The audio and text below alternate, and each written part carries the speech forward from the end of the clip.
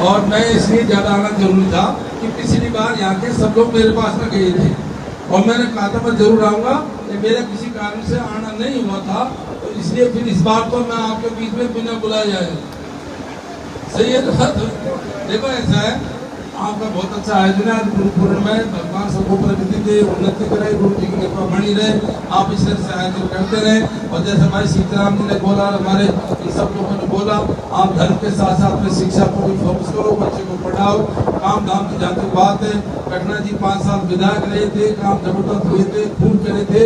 कई परिस्थिति ऐसी होती है 19-20 हो जाता है। अब तो हमारा ये निवेदन है, अब ये सरकार के 1.5 साल तो निकल गए, थोड़े दिन और निकल रहे हैं, हमें ध्यान रखना। जिस तरह से मुझे जिताया आपने, इसी तरह से मेहनत करो। और देखो बांदीकुई का एहसान कभी भूल नहीं सकता, क्योंकि मेरी जो नींव लगाई थी वो इस बांदीकुई क्षेत्र ने लगाई थी और ऐतिहासिक लगाई थी। और लीलोद के सारे लोग जानते हैं उस टाइम कितनी मेहनत करी थी, कितना संघर्ष किया था, कितना जोश था। ऐसा चुनाव भारत में झंडू जी आपने देखा ही नहीं हुआ। यहाँ पे ऐसा चुनाव हुआ था, आप सोच नहीं सकते। पूरी रात भर में चुनाव लड़ा था, तो इन्होंने सारे रास्ते जाम कर दिए, पता नहीं क्या क्या कर दिया। और 3 बजे को 70 बूथ 90% से ऊपर कर दिया। ऐसा चुनाव कभी हुआ नहीं, कहीं भी ऐसा चुनाव किया था। आपका दोस्त था, मैं उस एहसान को भूल नहीं सकता। इस हनुमान जी के स्थान पर जब मैं विधायक था उस टाइम भी आया था, और उस टाइम कई साथियों की 20 साल की बात होगी, मुझे ध्यान है। एक बार उस टाइम तो विधायक कोटा बहुत कम होता था, हमने कुछ पैसा विधायक कोटा का दिया भी था शायद। इस पर वो काम कितना हुआ कितना नहीं हुआ, क्योंकि ये वन भूमि का मामला है। हम निश्चिंत रहो, हम कोई रास्ता निकालेंगे इसका, कोटे से कहीं और कोटे से। अभी मैं घोषणा, क्योंकि वन भूमि है, फिर भी कोई तरीका ऐसा निकालेंगे ताकि हनुमान जी का रास्ता आपका बढ़ सके।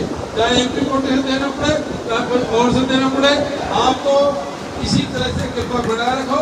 और इस बार बड़े जोश के साथ देखो, मुझे मैं कई बार कहता हूँ, पता नहीं ईश्वर की ऐसी मेहरबानी है, अपना हर जगह इतिहास बढ़ा देती है जनता। बांदीकुई का इतिहास बड़ा था तगड़ा, इतने वोटों का फिर मैं 2 साल पहले 11 से 51,000 का इतिहास बना। सांसद में आपने जबरदस्त 2,37,000 से जिताया। तो मेरी जिम्मेदारी बढ़ती है मेरे क्षेत्र के लोगों की डिमांड को, मेरे क्षेत्र के लोगों के काम को जितना बढ़ पाया। हालांकि सत्ता में हम नहीं है, हम आपकी मांग को मजबूती से उठा सके। और ये सही बात है कि एमबीसी की मांग 9वीं अनुसूची की कभी कोर्ट में जाती है, कभी क्या जाती है, कभी खान तक जाता है, कभी खान तक जाता है।